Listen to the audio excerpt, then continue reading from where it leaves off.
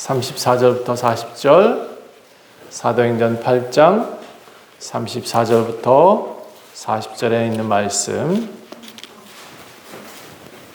신약 201페이지 저는 있습니다. 우리 함께 찾으셨으면 같은 목소리를 읽겠습니다.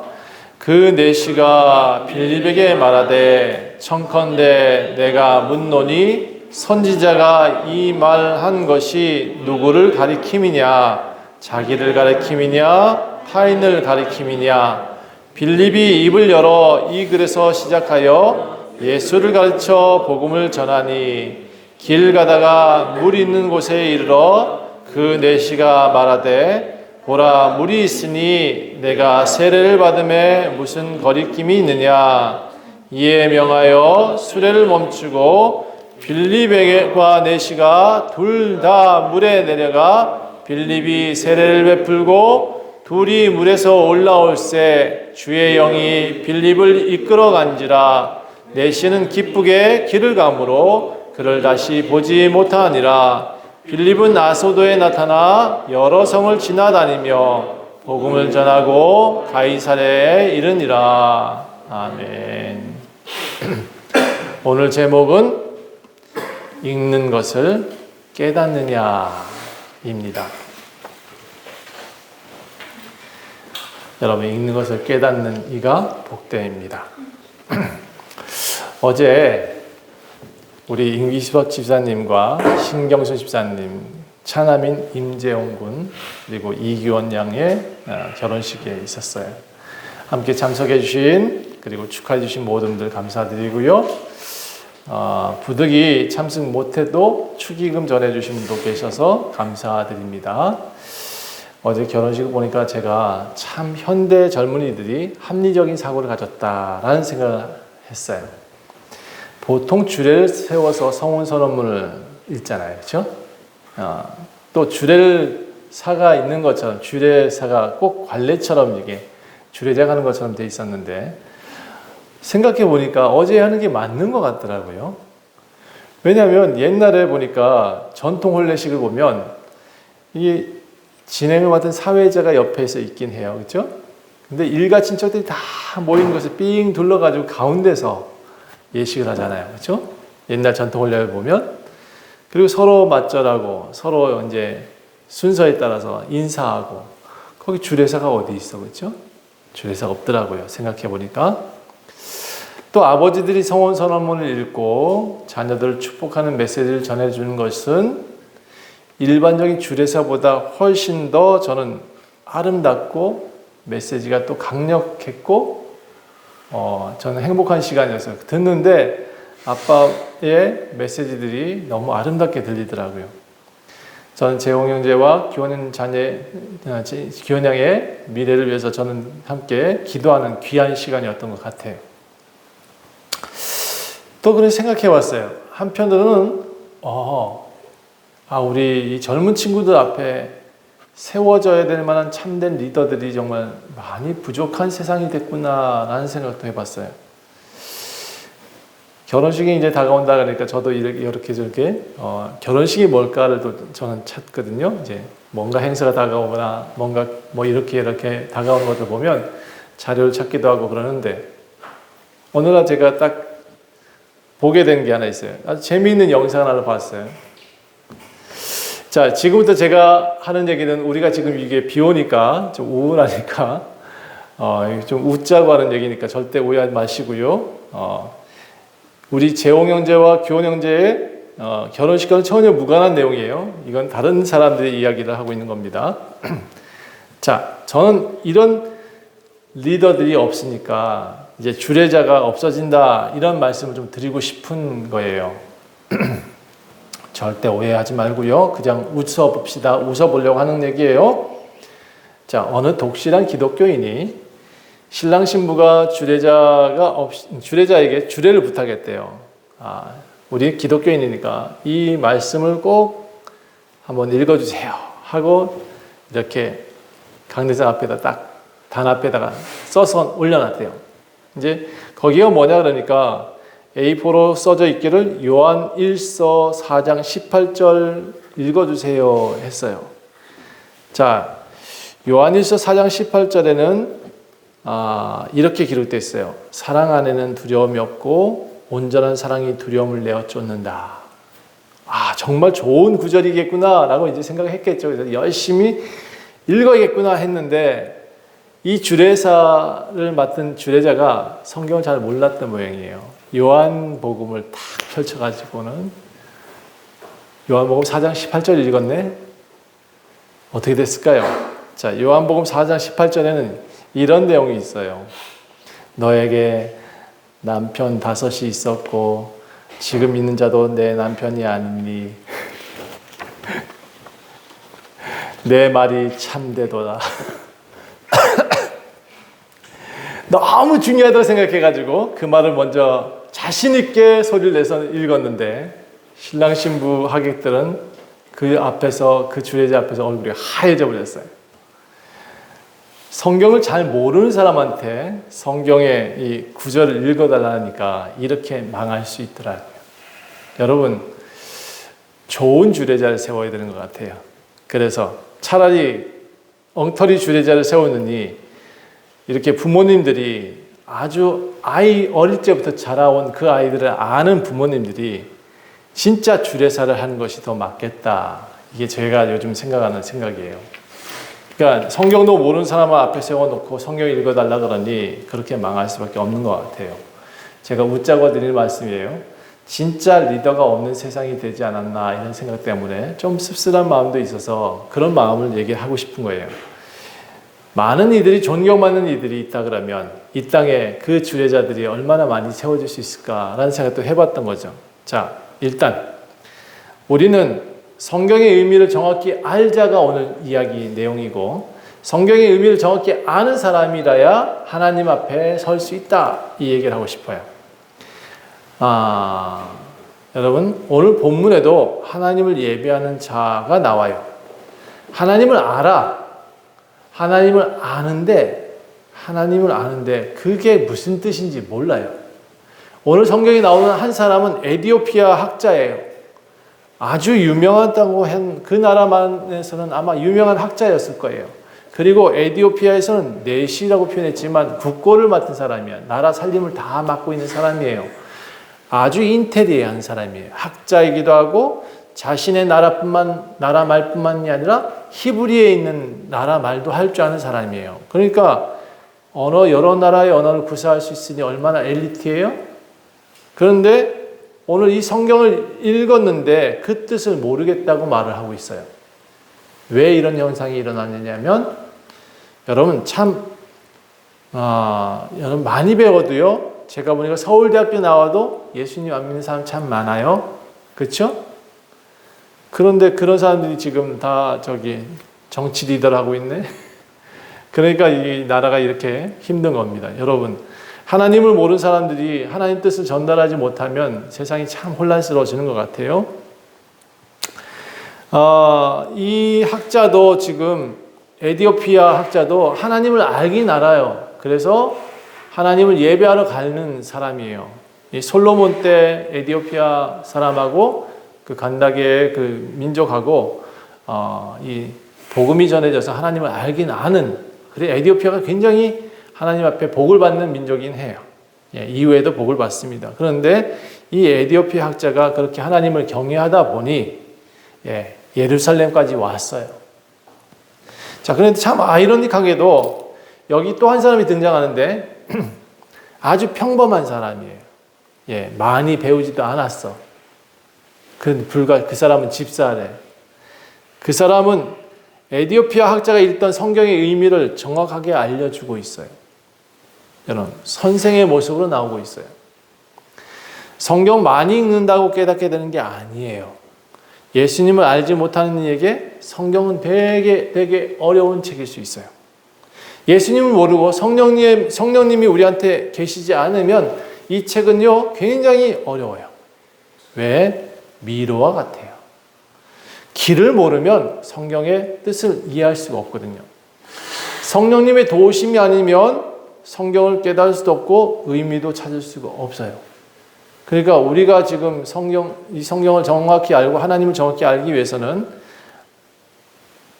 엉뚱하게 성경을 읽지 않기 위해서는 성령 충만함이 있어야 돼요. 성령을 알아야 돼요. 그 성령이 우리한테 오셔서 무엇을 하시는지, 성령이 어떤 일을 하시고 계신지, 성령 충만이 뭔지, 성령이 어떤 분인지, 안수에서 성령을 받았다는데 이 성령이 도대체 뭔지 알아야 돼요.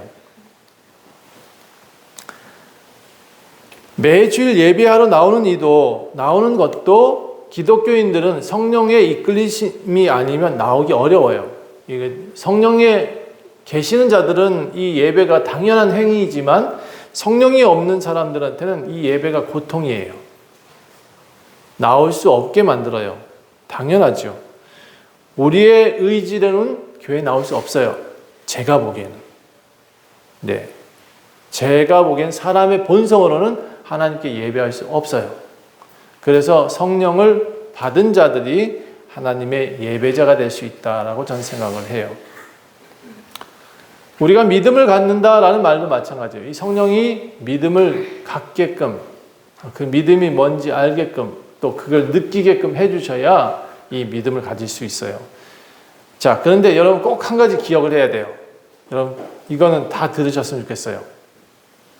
믿음은 타인을 위해서 하는 게 아니에요.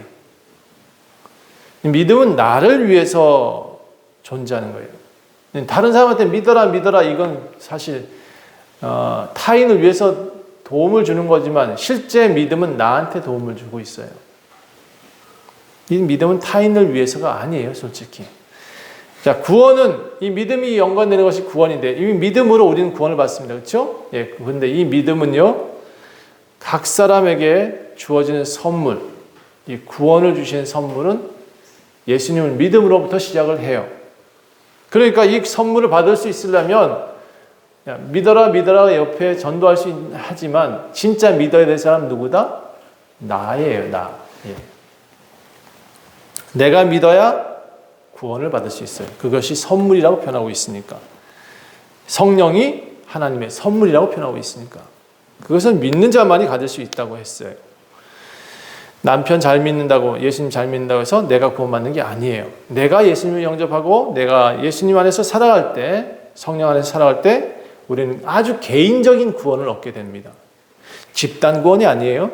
네. 각 사람이 맡겨진 길이 있어요. 내가 그 길을 걷고 있지 않으면 하나님 나라 갈 수가 없어요.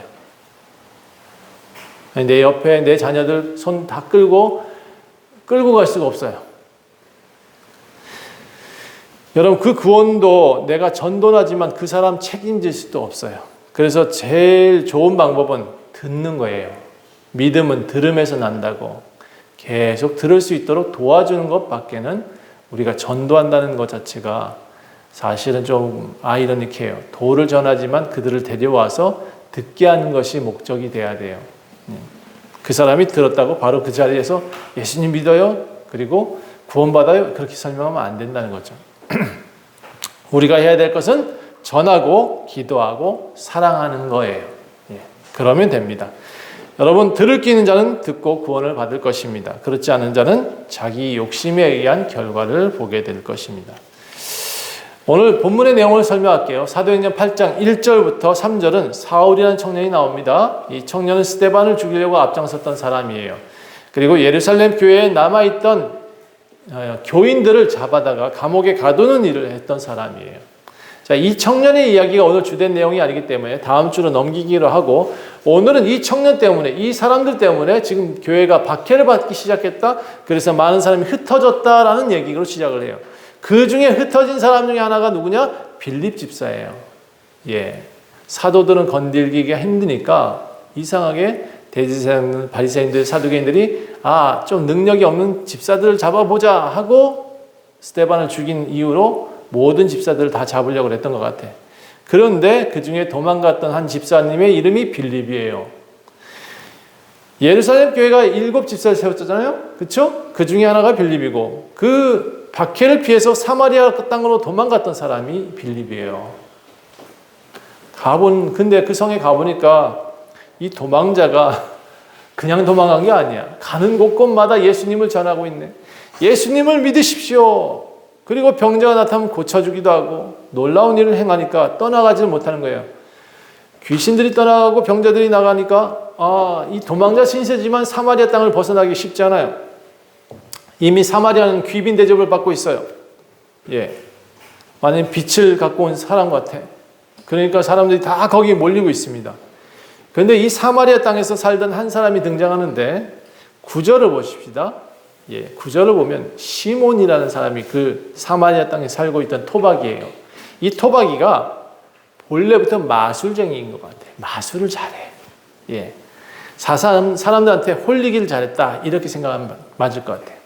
그리고 이 사람 스스로 뭐라 하냐면 나 큰 자다. 나 여기 장로야. 막 이렇게 뻐기고 다니는 사람이 있었어요. 과시욕이 아주 강한 사람이에요. 자기를 드러내기 좋아하는 사람이에요. 마치 정치꾼 같아. 예. 마술을 부니까 사마리아 사람들이 그 사람 보면 우와 하고 미혹돼가지고 맨날 그 사람들한테 높은 사람인 것처럼 떠받들어 뒀어요. 그런데 그 동네에 진짜가 나타난 거예요. 예사롭지가 않아. 이 경쟁 상대가 나타났는데 이 사람이 자기 동네 사람도 아니야. 갑자기 나타나가지고 사람들 막 고치고 그러네. 사람들한테 예수라고 막 떠들고 있어. 도대체 누구야? 그래서 이 사람이 그 시몬이 그 빌립을 쫓아가요. 예. 근데 더 놀라운 거는 이 사람이 무슨 말만 했다 그러면 사람이 다 예수를 믿겠다 그러고 또 남녀노소 할 것 없이 다 세례를 받겠다 그러네. 이 사마리아 땅도 하나님을 아는 땅이에요. 하나님을 믿는 사람들이 많았어요. 그럼에도 세례를 주는 것은 처음 봤거든요. 성령이 막 다가와서 그 사람 앞에 가슴을 뜨겁게 하는 일은 참 난생 처음 본 것 같아. 그래서 시몬도 슬쩍 그 권력에 편승해 볼까 해요. 그런 마음을 가지고 빌립에게 다가가서 나도 세례를 주세요 하고는 세례를 받아요. 그리고 열심히 빌립을 따라다닙니다. 동네 갈 때마다 자기가 무슨 이장인 양 여기저기 다 설명하면서 여기저기 이렇게 이런 분이 있어요 하고 다 설명을 하고 다녀요. 그런데 이런 사람들의 부류가요, 어떤 사람이냐면 권력이 센 사람들한테는 넙죽 엎드리죠. 그렇죠? 자기보다 못한 사람들은 밟아버리는 사람이잖아요. 예. 그리고 이런 사람들은 이 때를 놓치지 않아요. 지지를 받을 수 있는 세력들, 지지 세력들을 놓칠 수 없어요. 그래서 빌립을 졸졸 따라다니면서 이 시몬은 권력을 쫓아다니고 있습니다. 자, 이렇게 사마리아 땅이 복음이 전해졌더라라는 얘기가 사마리아 이제 사도들한테도 들렸어요. 예루살렘에 있는 사도들한테 들리니까 사도들이 내려가 보자 했습니다. 그래서 베드로하고 요한을 보냈어요. 가서 살펴보고 오세요. 그래서 가서 사마리아 땅으로 급히 내려갑니다. 두 사람이. 가보니까 베드로 요한은 사마리아 땅에 들어서자마자 많은 사람들이 성령 받기를 기도하고 있더라는 거죠. 그래서 안수하자마자 성령이 그들한테 나타나기 시작합니다. 빌립이 전도할 때는 세례만 주는 것 같더니 갑자기 사도들이 등장하니까 분위기가 좀 달라져요. 하나 더 업그레이드 되는 사람들이 왔어. 완전히 그냥 동네가 확 발칵 뒤집힐 정도로 성령이 막 불을 내려주시고 막 그러니까 이건 더 놀라운 능력이잖아요. 시몬은 이때를 또 놓칠 수 없잖아요. 그렇죠? 그러니까 이때는 빌립에 붙어 있다가 갑자기 베드로 요한테 쪼르르 달려가가지고 붙어요. 그리고 뭐라는지 아세요? 나도 성령 주세요. 내가 돈을 줄 테니까 성령 주세요. 하고는 사도들한테 돈을 갖다 바치면서 성령을 주세요. 하고 돈을 내밀고 있어요. 자, 돈 주고 성령을 사겠다. 여러분, 사도들은 그런 시몬 칭찬했을까요? 20절 한번 보실까요? 20절. 20절에 뭐라고 되어 있어요? 네, 한번 읽어볼게요. 자, 8장 20절. 네, 시작. 베드로가 이르되 내가 하나님의 선물을 돈 주고 살 줄로 생각하였으니 내 은과 내가 함께 망할지어다. 그래? 돈 주고 성령을 살려고 그래? 그래, 너는 이제 참 황당하다. 너 돈 하니까 너는 돈과 함께 망할 것이다. 이렇게 축복이 아닌 저주를 내립니다. 너는 하나님 앞에서 내 마음이 바르지 못하니 이 도에서 내가 관계도 없고 분깃도 없을 것이다. 하나님한테 받을 거 아무도 없다 이거예요. 돈 주고 살려고 한다? 너네들 망가질 거다. 너는 망할 것이다. 이렇게 표현하고 있어요. 그 말을 들으니까 얼마나 시몬이 놀라워요. 당황해요. 복을 받을 줄 알았는데 복이 아니라 저주를 받았네요. 그렇죠? 여러분, 교회도 마찬가지입니다. 저는 여러분이 헌금 많이 해서 복 받기를 원치 않습니다. 이 말은 무슨 말이냐? 헌금 많이 하지 마세요. 이런 얘기가 아니고 하나님 앞에 정성, 마음과 정성과 뜻을 드리는 것이 예배입니다.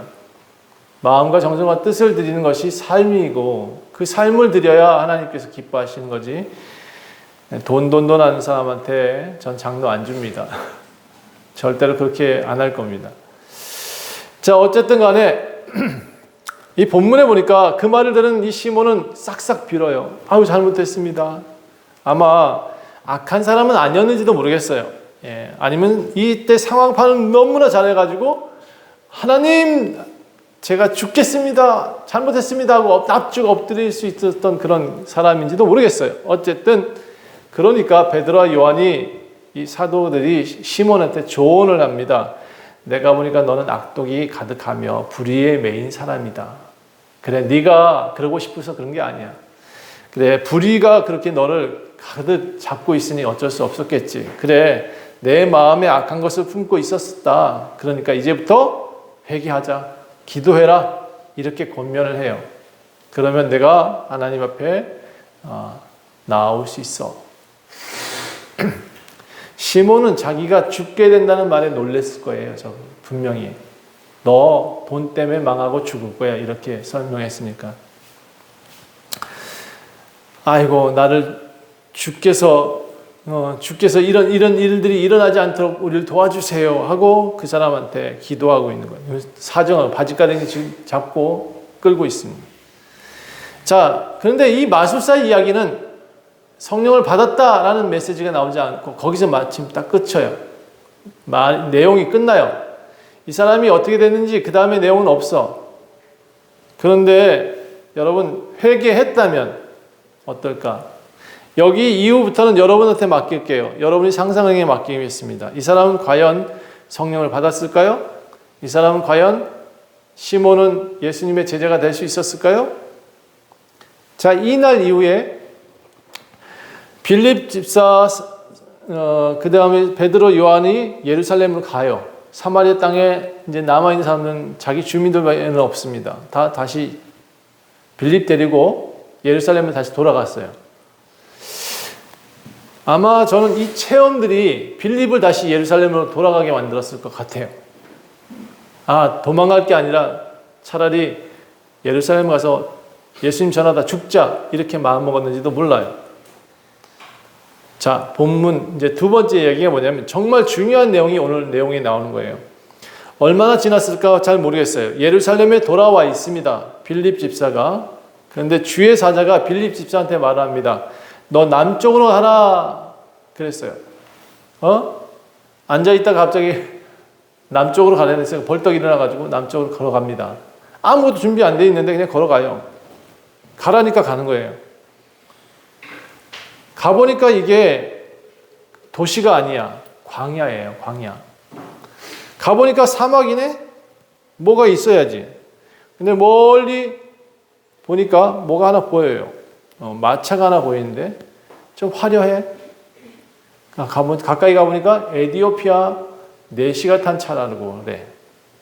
그 마차에 간다게의 신하인 관리 에디오피아 4시가 있었습니다.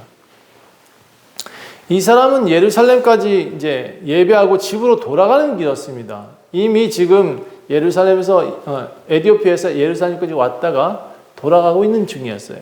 집으로.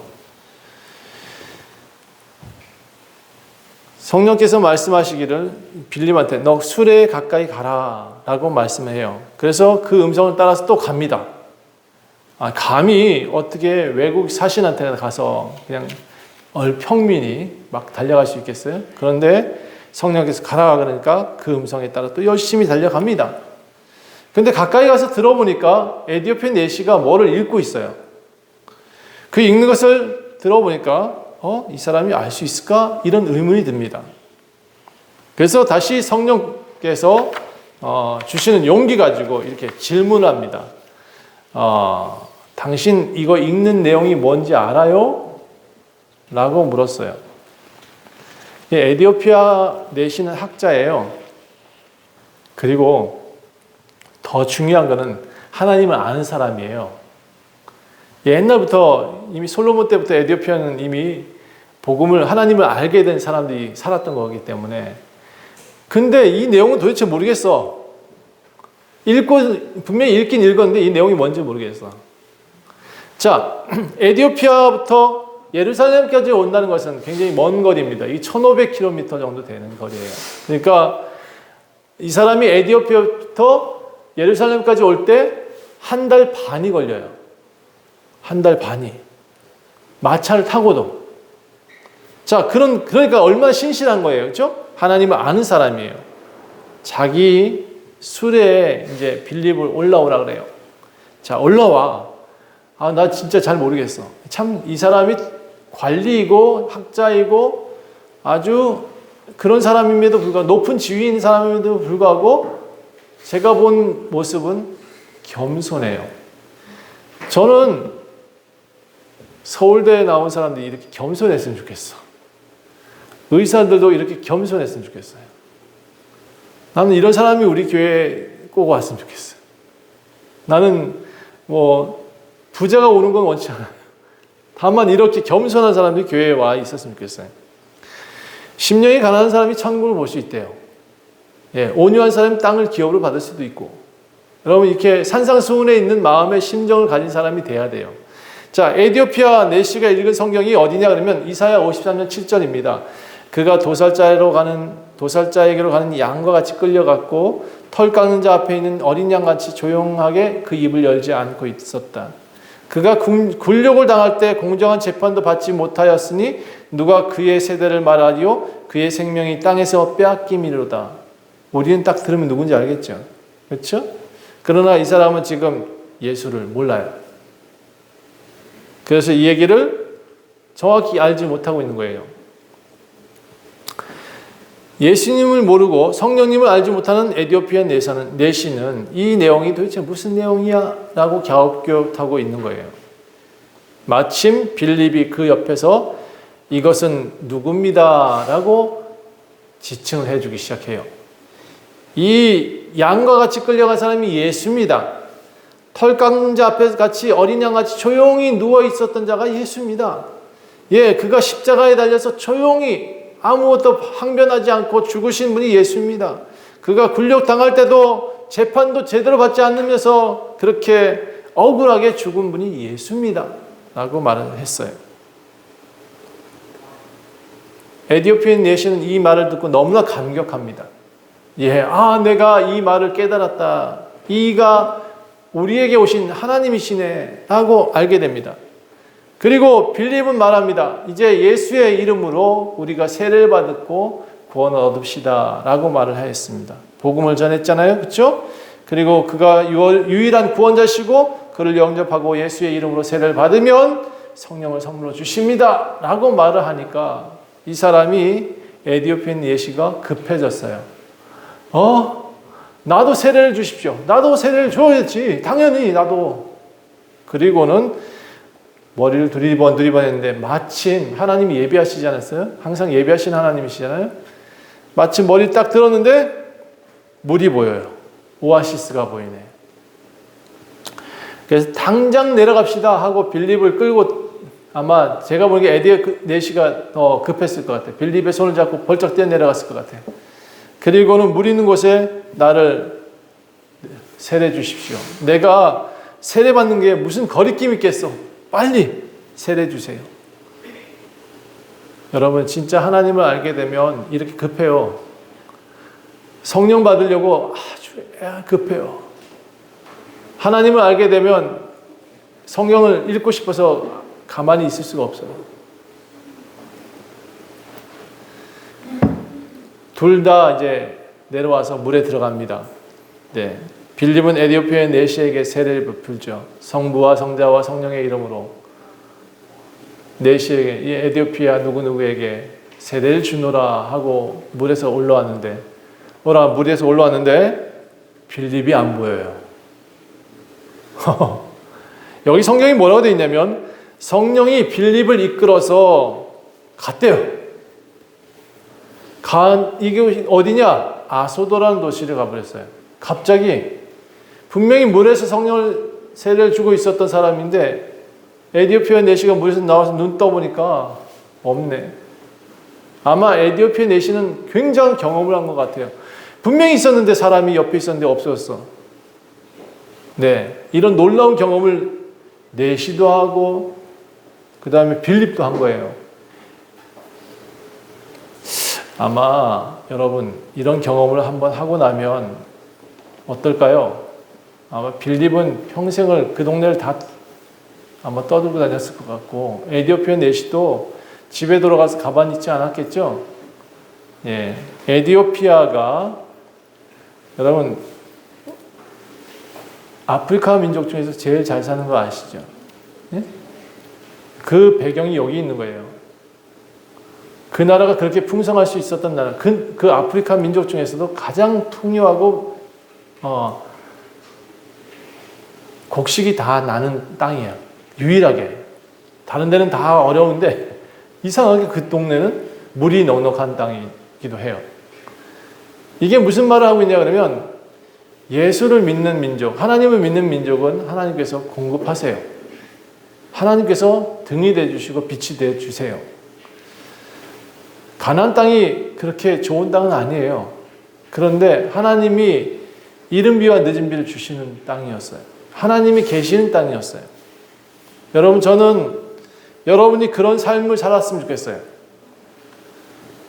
신약 성경에서 유일하게 물론 이제 구약에 있는 엘리야 같이 쩡 하고 올라가 버렸어.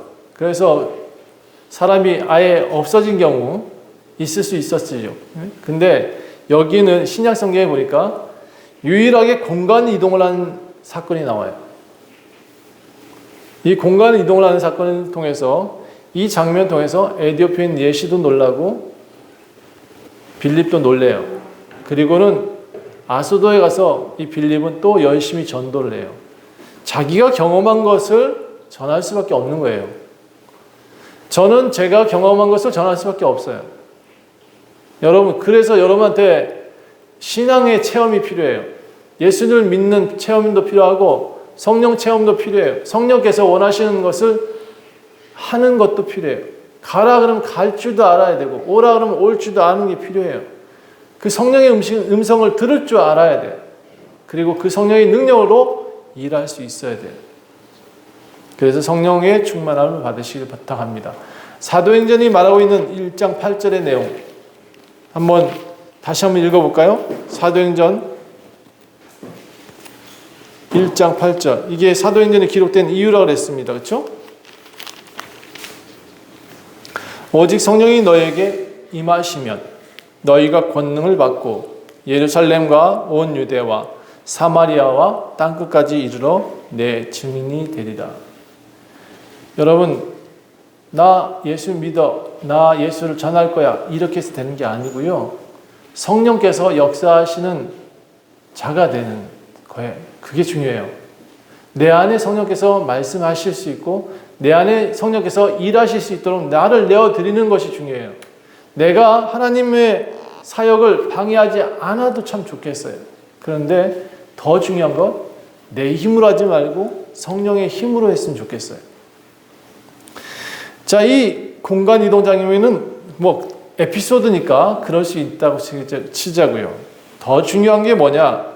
전 여러분 오늘 결론을 내기를 하나님을 믿는 자에게 역사가 나타나요. 성령에 충만한 자가 하나님의 일을 할 수가 있어요. 그 믿음을 가진 자가 하나님의 역사하심을 나타낼 수 있어요. 성령의 이끄심에 순종한 사람이 이적과 표적을 행할 수가 있어요. 하나님 말씀을 깨달을 수가 있어요. 성령이 아니시고는 우리는 하나님을 알 수가 없어요. 그래서 여러분, 성령이 누구신지를 분명히 알아야 돼요. 성령은 보이지 않는 하나님이십니다. 성령은 우리에게 알게 하시고 깨닫게 하시고 행동하게 하십니다. 그래서 그 성령께서 우리에게 소멸하지 말라라는 표현도 나오죠. 가끔 성경엔 성령을 우리가 충만히 얻게 하소서라고 기도하는 것, 그게 굉장히 필요합니다. 주일날 올 때마다 성령님 깨닫게 하옵소서, 들을 귀 있게 하옵소서, 성령님 나를 알게 하옵소서라고 기도해야 됩니다. 도대체 무슨 기도하는지 잘 모르겠어요. 저는 하나님 주시옵소서 이런 기도는 좀 안 했으면 좋겠어요. 안 주실 거 다 주시는 분이시고 미리 필요한 거 다 아시는 하나님이시래요. 그러니까 뭐하러 그렇게 구하는지 모르겠어. 진짜 구해야 될 게 뭐냐면 나 하나님 음성을 좀 들을 수 있게 해주세요라고 기도해야 되지 않겠어요? 나 성령님의 은혜를 가득 충만하게 해주셨으면 좋겠습니다. 내가 성령님의 음성을 듣고 나가서 전할 수 있게 해주십시오. 이렇게 기도해야 되지 않겠습니까? 여러분, 오늘 하나님은 역사하신 하나님이시다. 빌립을 통해서 일을 하셨다. 에디오피아 내시도 하나님의 음성을 듣게 하셨다. 여러분 성령 충만함을 받으시기를 간절히 축원합니다. 기도하겠습니다. 하나님, 우리는 알지 못합니다. 육신의 모습으로는 모든 것을 바라볼 수도 없고 길을 찾을 수도 없습니다. 이 성경이 마치 미로와 같습니다. 그러나 하나님, 성령께서 이끄시면 길을 아는 자가 내 안에 계시면 내가 그곳을 찾고 또 아버지의 원하신 곳에 아버지의 나라에 우리가 있을 수 있겠나이다. 에디오피아 내시처럼 어둡지 않게 하옵소서. 예수를 알아서 성령을 알아서 밝히 보는 사람이 되게 하옵소서. 주의 능력을 전할 수 있는 귀한 사역자들이 전도자들이 될 수 있도록 도와주시옵소서. 감사드리며 예수 그리스도의 이름으로 간절히 기도합니다. 아멘.